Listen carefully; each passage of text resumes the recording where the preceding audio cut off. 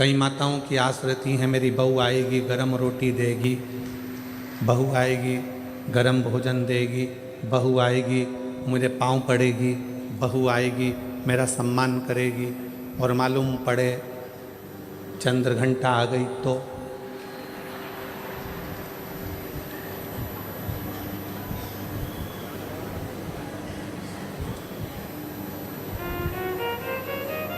चंद्र घंटा माँ अम्बा दुर्गा भवानी का एक ऐसा नाम है जिस नाम पर लोग भले थोड़ा बहुत विचार कर लें कि चंद्र घंटा गुरुजी बोल दिए। शिव जी ने नाम रखा है माँ पार्वती का चंद्र घंटा। कब? जब भोलेनाथ माता पार्वती को विवाह कर कर लेकर आए।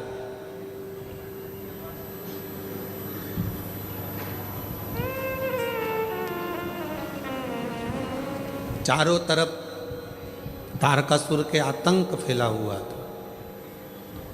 आप लोग तो गुजरात के रहने वाले हो, तो माता रानी के नामों का व्याख्यान तो आप जितना अच्छा कर सकते हो हम तो बहुत कम कर पाएंगे, क्योंकि गुजरात तो पूरा माँ जगत जननी जगदम्बा अम्बा भवानी का एक आनंदमय स्थल है गुजरात।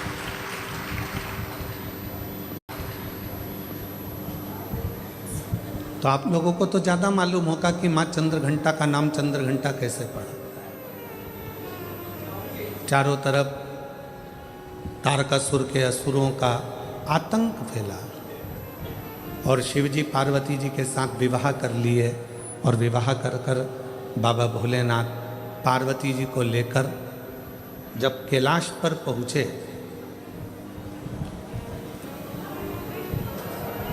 कोई उधर बैठकर भोजन कर रहा था शिवगण, कोई उधर बैठकर खा पी कर पड़ा हुआ था, कोई शिवगण अपने पूरे शरीर को नोच रहा था, कोई शिवगण उछल रहा था।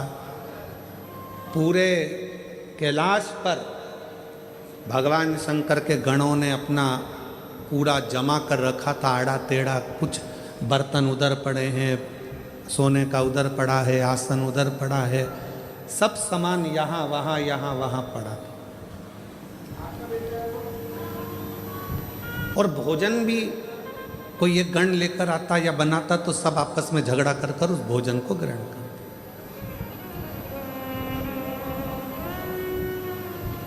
जैसे ही पार्वती जी कैलाश पर पहुंची और पार्वती जी ने देखा कि सारा अस्त व्यस्त कैलाश है, कोई सामान इधर पड़ा है, कोई सामान उधर पड़ा है, कोई सामान उधर पड़ा है, तो पार्वती जी ने शिव जी से कहा कि अपना विवाह हुआ है, अपन कहाँ रहेंगे ऐसे कैलाश पर। शंकर भगवान बोले अब तुम घर की बहू बनकर आई हो, मेरी अर्धांगिनी बनकर आई हो, तो अब तुम इस पूरे घर को जमाना, सेट करना, पूरे घर को अच्छा बनाना, ये तुम्हारी जवाबदारी।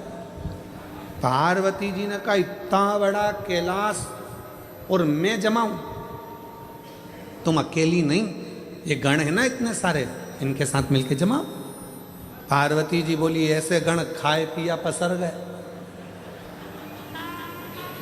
कोई अपने बाल खुजा रहा है, कोई हाथ पैर खुजा रहा है, कोई के 12 मुंह, कोई के 4 मुंह, कोई के 6 मुंह, इनको कैसे समझाऊंगी। पार्वती जी बोली इनका भोजन कौन बनाता है? शंकर भगवान बोले अभी तक हम बनाते थे।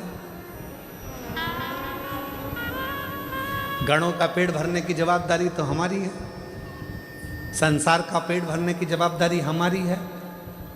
संसार पृथ्वी पर जितने भी जीव जन्म लेते हैं उनके पेट भरने की जवाबदारी हमारी है।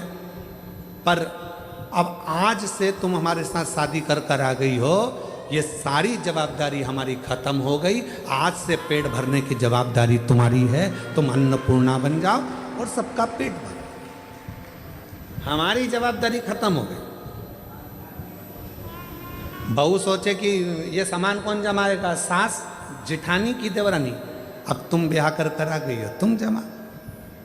कई कई नई नई बहुएं आकर कहती हैं तुम्हारा घर ऐसा, तुम्हारा घर वैसा, तुम्हारे घर में तो रहने के तरीके नहीं हैं लोगों को। अपने पति को रात दिन वो एक ही शब्द सुनाती, तुम्हारे घर के लोगों को रहना नहीं आता, तुम्हारी मम्मी को बोलना नहीं आता, तुम्हारे पापा को फैला देते हैं, तुम्हारे छोटा भाई ऐसा करता है, तुम्हारी बहू ऐसी करती है, तुम्हारे भैया ऐसा करते हैं, तुम्हारी भाभी ऐसा करती है। तो पति उपत कर क्या बोलेगा, अब तू आ गई ना समझदार,